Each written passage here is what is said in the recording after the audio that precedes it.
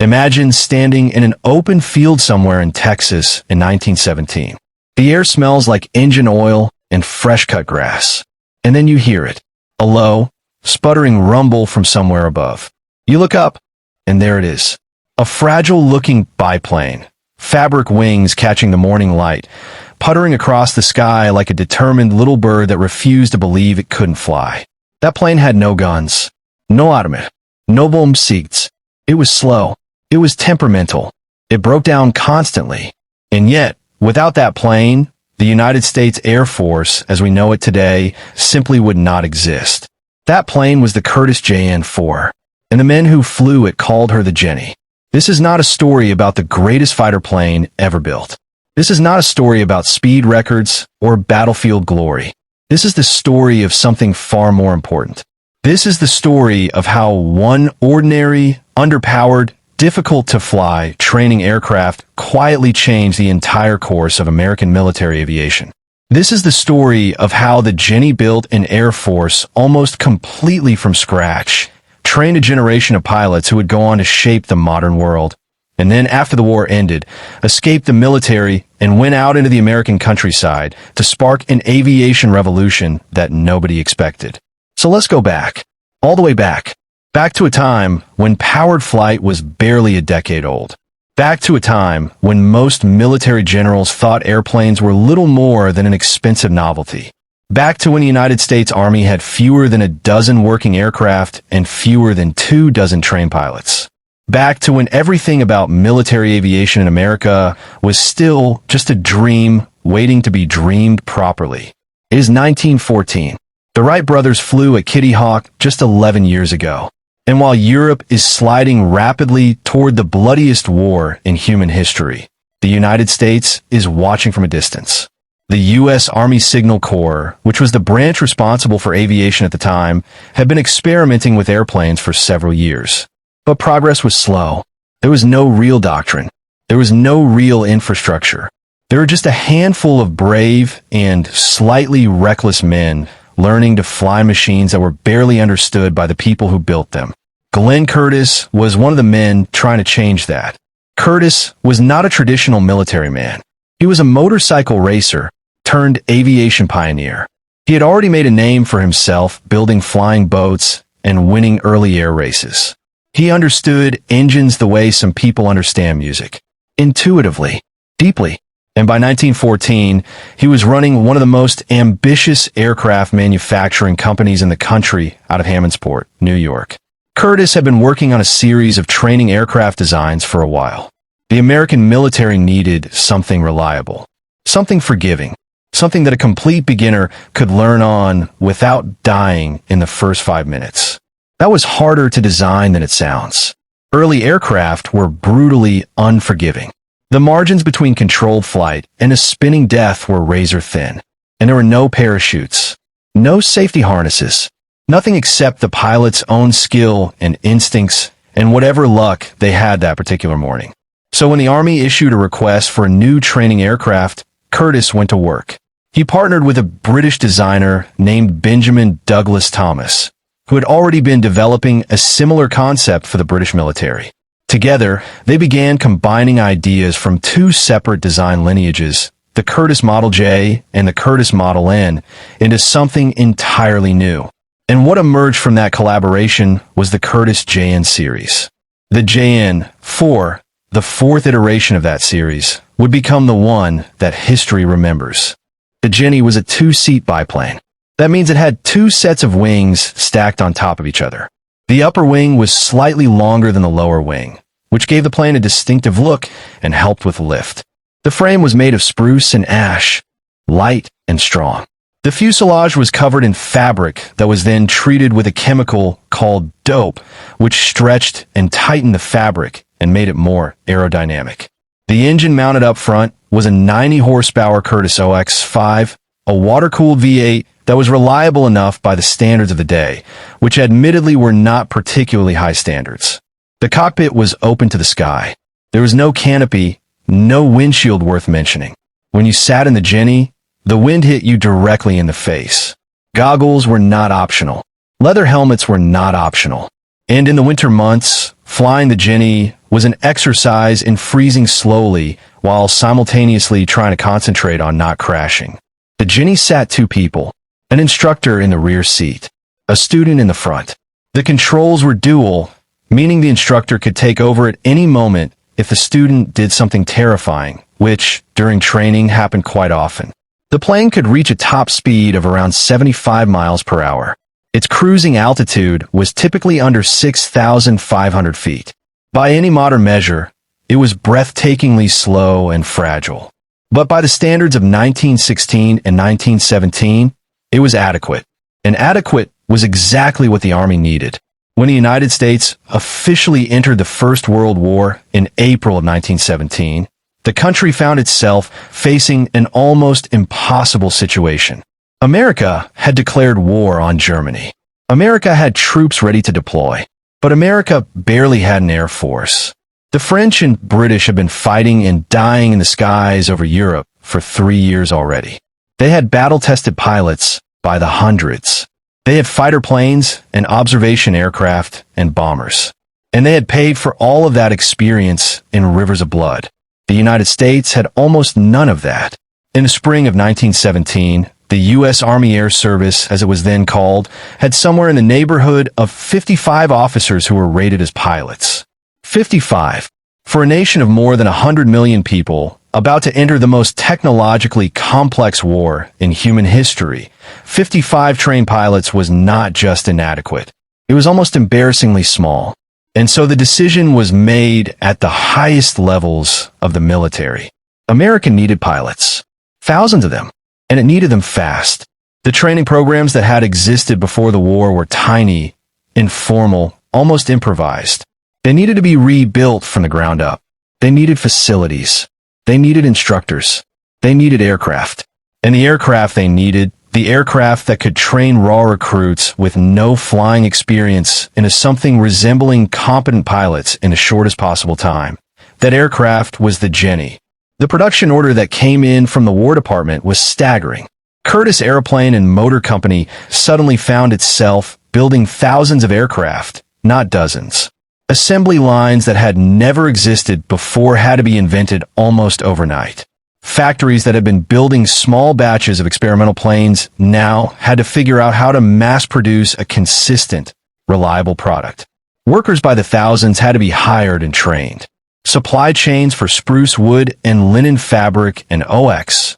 5 engines had to be organized across a nation that had never done anything like this before. And it was not just Curtiss doing the building. Because the demand was so enormous, the government licensed the JN-4 design to other manufacturers as well. Companies that had never built an aircraft before were suddenly in the airplane business. Canadian factories also began producing a version called the JN-4 Can, the Canadian Jenny, which had some modifications to the control system that many pilots actually preferred. The whole operation was a mobilization of industrial capacity that gave a preview of what American manufacturing would eventually do on an even larger scale in the Second World War. By the end of the war, more than 6,800 JN-4s had been produced in the United States and Canada. 6,800. For a country that had started the war with barely any aircraft at all, this was nothing short of extraordinary. But building the planes was only half the challenge. The other half was building the training infrastructure to use them. New airfields had to be constructed, often carved out of farmland in the American South and Southwest, where the weather was more favorable for year-round flying. Towns and cities across Texas, Georgia, and California found themselves with enormous new military installations appearing almost overnight. Local residents would wake up one morning and find that a field they had known all their lives was now being graded flat and surrounded by wooden barracks and fuel depots and repair shops. Some of the most important training fields in American aviation history date from this period. Kelly Field in Texas. Barron Field in Texas. Brooks Field in Texas. Texas alone became central to American military aviation, largely because of decisions made during the Jenny era about where to put training airfields. That geographic emphasis on Texas has echoed through American military aviation history for more than a century. The training itself was organized with a seriousness that had not existed in American aviation before. Recruits arrived at the training fields as civilians, or sometimes as soldiers with no flying experience whatsoever. They were young men, most of them in their late teens or early 20s. Some had never even ridden in an automobile, and they were going to learn to fly in a matter of months. The training program was divided into stages. The first stage was ground school, where cadets learned the theory of flight, navigation, meteorology, and the mechanical basics of the engines they would be working with. Ground school lasted several weeks and weeded out the men who were not going to make it before they ever left the ground. Then came primary flight training, which was where the Jenny came into her own. An instructor would take a student up in the Jenny and demonstrate the basics. Straight and level flight, gentle turns, climbs and descents, the feel of the controls, that visceral, physical relationship between a pilot's hands and feet and the behavior of the airplane that had to be developed through experience. There was no shortcut. You had to fly. You had to make mistakes. You had to feel the plane get sluggish as you approach a stall and learn in your body, not just your head, how to recover. The Jenny was actually quite well suited to this process, not because she was easy to fly, but because she was forgiving in specific ways. She was slow enough that mistakes happened at manageable speeds. She was stable enough that she would not immediately kill you if you made an error. But she was also demanding enough to teach real skills. She would not fly herself. You had to pay attention. You had to develop genuine feel for the aircraft. And when you could fly a Jenny competently, you had the fundamental skills that could be transferred to more capable aircraft. The solo flight was the great milestone of every pilot's training. The day when the instructor climbed out of the rear cockpit, stepped away from the plane, folded his arms, and watched. The student sitting alone in that front cockpit, looking back over the empty rear seat, suddenly feeling the weight of what was happening. Everything the instructor had said, everything practiced, every hour in the air. And now it was just the student and the Jenny and the sky. Thousands of men remember that moment. Men who would go on to distinguished military careers. Men who would go on to fly commercial airliners after the war. Men who would never fly again after the war. All of them, for the rest of their lives, could remember with perfect clarity that first solo in a Jenny. The way the engine sounded different when you were alone. The way the plane felt lighter. The combination of pure terror and overwhelming exhilaration. The casualty rate during training was not trivial. Flying was dangerous in 1917 and 1918. Engines failed. Weather changed unexpectedly. Students made mistakes that instructors could not correct quickly enough. Men died, and the families of those men received letters saying their sons or brothers or husbands had been killed in training, not in combat, but in a field in Texas or Georgia learning to fly. That sacrifice is often overlooked in the history books, but it was real, and it was significant. By the time American pilots began arriving in Europe in meaningful numbers in 1917 and 1918, the Jenny had already done most of her work.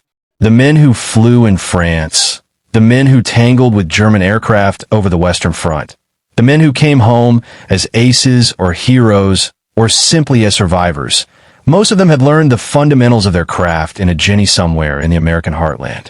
Now, the Jenny herself never flew in combat in Europe. She was too slow, too fragile, too underpowered for the fast, vicious aerial combat that had evolved over the trenches of France. The actual combat aircraft that Americans flew in Europe, the Nieuport 28, the Spad 13, French and British designs were what they carried into battle. But none of those men could have flown those aircraft without the Jenny having taught them first. The Jenny was the foundation. She was the soil in which the roots of American air power were planted. Everything that grew from those roots, the fighter pilots, the observation pilots, the bomber crews, the tactical thinkers who would shape American air doctrine, all of it began with the Jenny. And then the war ended. November 11th, 1918. The guns fell silent. The boys started coming home. And the Army suddenly found itself with thousands of aircraft it no longer needed. Thousands of Jennies, some of them barely used, sitting on airfields across the country. The government sold them at surplus auctions for prices that were almost unbelievably low by any standard. A Jenny that had cost the government around $4,000 or $5,000 to produce was sometimes sold at surplus for a few $100s, sometimes even less. And this is where the story of the Jenny takes its most remarkable turn. Because those surplus Jennies did not just disappear into barns and scrapyards. They were bought by a generation of young pilots who had learned to fly during the war and who were not ready to stop flying just because the war was over. Men who had discovered in themselves a deep, bone-level love of flight that no amount of peace was going to extinguish. These men became the barnstormers. In the barnstorming era of American aviation, which burned bright from around 1919 through the late 1920s, was one of the most vivid and eccentric chapters in the history of flight. A barnstormer would buy his surplus Jenny, or sometimes two, pack up his tools and his personal belongings, and take to the road. Not the road exactly, the sky. He would fly from town to town across the American countryside, landing in fields outside small communities where many of the residents had never seen an airplane up close and certainly had never ridden in one. He would put on a show, wing walking, where performers climbed out of the cockpit onto the wings while the aircraft was in flight, became a signature attraction. Loops and dives and rolls. Simulated crashes that pulled out at the last moment. Sometimes two Jennies performing together, so close that their wingtips almost touched. The crowd would gasp and cheer and press forward against whatever ropes had been strung to keep them from running onto the landing area. And then, for a fee, usually $2 or $3, an ordinary person could buy a ride, could climb into that front cockpit, pull on a borrowed pair of goggles, and experience for a few minutes what it felt like to leave the earth. For millions of Americans in small towns across the country, their first experience of flight, their first understanding that human beings could actually do this thing, came from a barnstormer in a Jenny who had landed in a field outside their town one summer afternoon. This was not trivial. This was not mere entertainment, though it was certainly entertaining. The barnstormers were creating the constituency for American aviation. They were introducing flight to a generation of Americans who would grow up to be the passengers and engineers and pilots and mechanics of the aviation age. The aviation industry that would eventually produce the commercial airlines, the military aircraft of World War II, and ultimately the space program. That industry needed a public that believed in flight, that was excited about flight, that was willing to invest in flight. The barnstormers in their Jennies built that public one small town air show at a time. And among the crowds at those barnstorming shows were young people, boys and girls, teenagers and children, who looked up at those Jennies and made secret promises to themselves. Promises that one day they would fly. Some of the most important names in American aviation history can trace their inspiration back to seeing a barnstormer in a Jenny. Charles Lindbergh himself, who would become the most famous pilot in the world after his solo transatlantic flight in 1927, had early flying experiences connected to the barnstorming world and the culture that the Jenny helped create. He bought his first plane, a surplus Jenny, in 1923. He barnstormed. He wing-walked. He performed. And the skills and the instincts he developed in those early years would eventually carry him across the Atlantic Ocean in the spirit of St. Louis. But Lindbergh was just the most famous example. There were hundreds, thousands of others. Young men and women who were bitten by the flying bug in the Jenny era and who went on to shape American aviation in ways large and small. The Jenny was their gateway, their first teacher, the machine that showed them what was possible. The Jenny also played a significant role in what would become the U.S. Postal Service's airmail operation, one of the most important early proving grounds for commercial aviation in America. After the war, the Post Office Department began experimenting with delivering mail by air, and the surplus Jennies were among the aircraft they used in the earliest experimental routes. Flying mail was dangerous work. The pilots flew in all weather conditions, navigating by landmarks since there were no radio navigation aids. Many of them died. But the airmail operation proved that regular, reliable air transportation of goods was possible, and it laid the groundwork for the commercial airlines that would emerge in the 1930s. The post office eventually moved to more capable aircraft as routes expanded and the operation grew. But the Jenny and the Jenny-era pilots who flew those early airmail routes deserve credit for proving the concept and enduring the inevitable costs of blazing that trail. Meanwhile, at the military level, the lessons learned from the Jenny era were shaping the future of American air doctrine. The experience of training thousands of pilots in a short period of time taught the Army Air Service things that could not have been learned any other way. How to standardize training. How to build the infrastructure for large-scale pilot production. How to maintain fleets of aircraft across dozens of airfields. How to develop instructors from experienced pilots. How to move through the stages of training from initial instruction to advanced qualification. These lessons were institutionalized. They became part of the doctrine, part of the culture of American military aviation. And when the Second World War came, and America once again had to rapidly expand its air force from almost nothing to the most powerful aerial armada in human history, the institutional memory of the Jenny era was part of what made that possible. The procedures and the frameworks and the organizational knowledge that had been developed training pilots on Jennies in 1917 and 1918 were dusted off, updated, and applied on an even more massive scale a generation later. The pilots who trained the pilots of World War II were in many cases men who had themselves been trained in the Jenny era, or who had been trained by men who were. The chain of transmission of knowledge and skill and culture from the Jenny era forward was real, and it was consequential. Now, let us talk for a moment about what it was actually like to fly the Jenny, because these aircraft were not just historical artifacts. They were physical, sensory experiences. And understanding what that experience was like helps us understand why so many people who flew them developed such deep, lasting attachments to these machines. You climbed into the cockpit over the side, stepping on a small footstep built into the fuselage. The cockpit was not particularly comfortable. The seat was wooden and utilitarian. The instrument panel in front of you was sparse by any modern standard. An altimeter, an airspeed indicator, an oil pressure gauge, an engine revolution counter, a compass. That was approximately the full complement of instruments available to you. No attitude indicator, no artificial geraisen, no navigational radios. If the clouds came in and you lost sight of the ground, you were essentially blind and in serious trouble. You wore a leather helmet and goggles. You wore a leather jacket because even in summer, the wind at altitude was cold. You wore gloves. You checked that your goggles were properly sealed against the wind because if dust or a bug hit your eye at 70 miles an hour, you were going to have a very bad day. The OX-5 engine started with a propeller swing, which meant someone stood in front of the aircraft and physically pulled the propeller through to turn the engine over.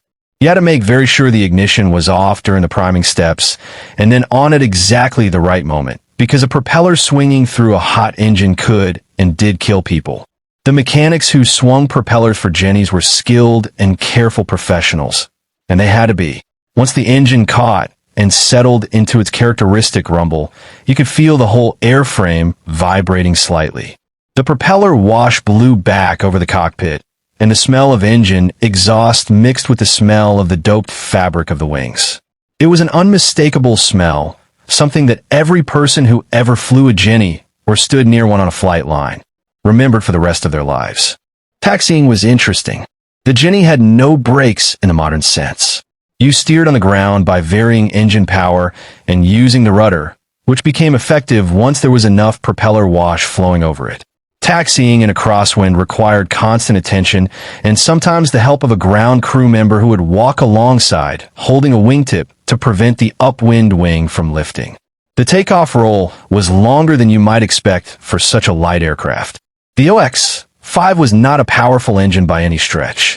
On a hot day or at higher altitude, the Jenny needed every inch of available field to get airborne. Pilots learned very quickly to be conscious of the available runway and to calculate whether conditions allowed for a safe takeoff. Those who did not learn this lesson quickly tended not to survive to develop any lessons at all. Once airborne and climbing, the Jenny revealed both her virtues and her limitations. She was stable. If you took your hands off the controls on a calm day, she would fly relatively straight and level for a while. That stability was a training asset. It gave students a moment to think without the plane immediately trying to kill them. But that same stability made her resistant to quick changes of direction, which was fine for training, but would have been deadly in actual aerial combat. The controls required a certain physical commitment. The control stick and rudder pedals were not light to operate. On a long flight, your arms and legs would tire. This was actually educational. It taught pilots to be smooth and efficient with their inputs, not to fight the aircraft, but to guide it. A student who learned to fly with heavy-handed, jerky control movements would develop muscle fatigue quickly and would also produce sloppy, ineffective flight. The Jenny rewarded smoothness and punished clumsiness. At altitude, the views from an open cockpit Jenny were magnificent. This was something that nobody who experienced it ever forgot. You were not enclosed in a tube of aluminum. You were not looking through a small porthole window. You were sitting in the open air with the full panorama of the American landscape spread out in every direction. In the early morning, when the air was smooth and the light was golden and the fields and rivers and roads stretched to the horizon, flying a Jenny was one of the most beautiful experiences available to a human being. The landing was often the most challenging part of the flight for students. The Jenny had to be brought in at the right approach speed, not too fast and not too slow. Too fast, and you would float down the field and run out of room. Too slow, and you would drop in hard and possibly damage the undercarriage or worse. The round out, that gentle flare of the nose as you arrived at the ground, required a feel for the aircraft that only came with practice. Many a student pilot bounced down a Texas airfield in a Jenny, executing what instructors charitably described as a series of landings, before developing the touch required for a consistently smooth arrival. The landing gear on the Jenny was simple and relatively robust by the standards of the time. It could absorb a fair amount of punishment. Good thing, because it received a fair amount of punishment during training operations. The Jenny was repaired constantly. The maintenance demands of operating large fleets of these aircraft taught the Army how to organize mechanical support operations at scale, another lesson that proved invaluable in later conflicts. By the mid-1920s, the Jenny was beginning to age out of her roles. The aircraft technology that had advanced dramatically during the war years continued advancing in the peace that followed. Newer, more capable training aircraft began appearing.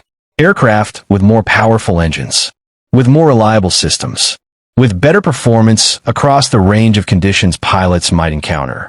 The Jenny began to fade from active military service, but she did not disappear from civilian life nearly as quickly. Barnstorming continued through the 1920s, and many of the barnstorming Jennies accumulated enormous flight hours. Mechanics kept them flying with ingenuity and dedication, replacing worn parts with improvised substitutes, rebuilding engines that had long passed their intended service lives, recovering wings when the old fabric finally gave up. These aircraft were worked hard and maintained with love by people who genuinely cared for them. The end came eventually not from any single cause, but from the accumulation of time and the gradual availability of newer and better aircraft. The OX-5 engine, which had been the heart of the Jenny, became increasingly difficult to support as original parts became scarce. By the late 1920s and into the 1930s, most of the flying Jennies were finally grounded, their useful lives exhausted. A very small number were preserved. Some found their way into early aviation museums. Some were kept by private collectors who recognized even then the historical significance of what they held. The Jenny had been so numerous in her prime that the thought of her becoming rare must have seemed absurd. But that is exactly what happened. Today, there are only a small handful of airworthy JN-4s anywhere in the world. They are extraordinarily rare and precious artifacts.